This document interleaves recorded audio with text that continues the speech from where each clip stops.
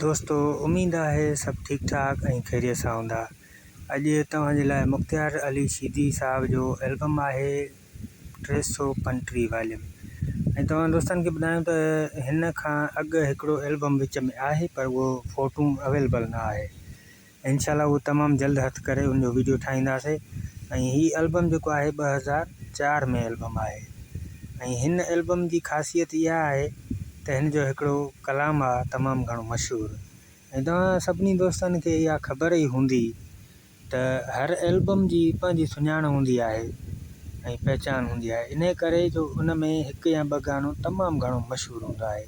ऐं हिन एल्बम में हिकिड़ो गानो मशहूरु आहे, हर को पुछियूं हलियो वञे थो लाहौती कहिड़ा हाल अथई। ज़बरदस्त गीत आहे ऐं शायदि काफ़ी माण्हुनि खे एल्बम जी ख़बर न हूंदी। सो इन करे आउं वीडियो ठाहींदो आहियां त जीअं चार दोस्त आहिनि ॿुधनि था, ऐं माना के दोस्त वरी ईअं चवंदा आहिनि त यार हाणे हीउ कलाम मां ॿुधां थो, पर इन एल्बम में ॿिया बि गाना भला हूंदा। सो इन करे आउं वीडियो ठाहींदो आहियां त जीअं हिकु हिकु गाने जी तव्हांखे लिस्ट ॿुधायां खोले। हाणे काफ़ी दोस्तनि जा कमेंट्स बि आया आहिनि, उहे शामिलु कयूं, उन खां बाद एल्बम जे बारे में ॿुधायूं था। हेॾां पहिरियों दोस्त सदाकत हुसैन चाचड़ साहब, ई नओं दोस्त आहे मुख़्तियार अली शीदी लिखियो अथई कमेंट्स में, वॾी महिरबानी भाउ, लख कुर्ब तव्हांजा, वेलकम। ऐं वरी बि हिन दोस्त कमेंट्स कयो आहे, ज़बरदस्त लिखियो अथई, ऐं मूंखे लॻे थो मुख़्तियार शीदी जो भाऊ परस्तार आहे, वॾी महिरबानी भाउ, लख कुर्ब। ऐं उन खां बाद वरी हिकिड़ी कमेंट्स आहे सदाकत हुसैन जी, एल्बम जे बारे में लिखियो अथई नाइस। ऐं हिकु दफ़ो ॿीहर वरी सदाकत हुसैन लिखियो आहे त मूंखे आल सॉन्ग बेस्ट, मतिलबु मूंखे सभु सॉन्ग वणंदा आहिनि, ज़बरदस्त प्यारा। ऐं उन खां बाद हिकिड़ो दोस्त आहे, उनजे चैनल ते जलाल जोगी लिखियलु आहे, उन लिखियो आहे त मूंखे मुख़्तियार शीदी जा सॉन्ग खपनि था वॉल्यूम पहिरियों।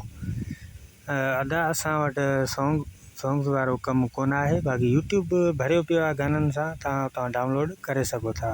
ऐं हाणे हलंदासीं हिन जे गीतनि ॾे त हिन में गीत कहिड़ा कहिड़ा आहिनि। पहिरियों गीत जेको लिखियो आहे मीर मोहम्मद अब्बासी गीत लिखियो आहे त पढ़ियासीं पर ड्यूटी कोन मिली। ऐं उन खां पोइ हबीबला जी शाइरी आहे, मुंहिंजी दिलि आहे तोसां, गीत जा ॿोल आहिनि ज़बरदस्त।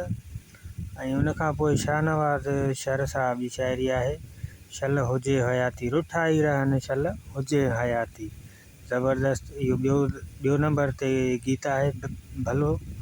उन खां पोइ आहे आबिद चांडियो साहब जी शाइरी आहे, अहिड़े माण्हूअ सां यारी न रखो।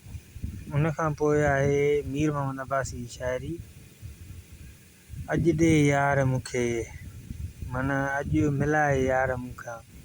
अरबेलो चनण साहब जी शाइरी आहे, मुल्क छॾे वञा हलियो, कंहिं यार जी जुदाई कंहिं प्यारे जी जुदाई जे करे। मतिलबु शाइर पंहिंजी जेको इश्किया ज़िंदगी हूंदी आहे न, उहो कलाम में बयानु कंदो आहे। उन खां पोइ आहे आबिद साहब जी शाइरी आहे, तुंहिंजे लाइ रोई थो।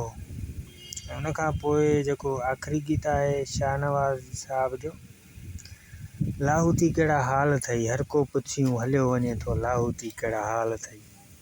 अदा एल्बम कंप्लीट थी चुको आहे। अव्हांखे एल्बम पसंदि आयो हुजे त वीडियो खे लाइक ज़रूरु कंदा, पंहिंजे दोस्तनि ताईं शेयर ज़रूरु कंदा, ऐं इंफॉर्मेशन वीडियो आहिनि।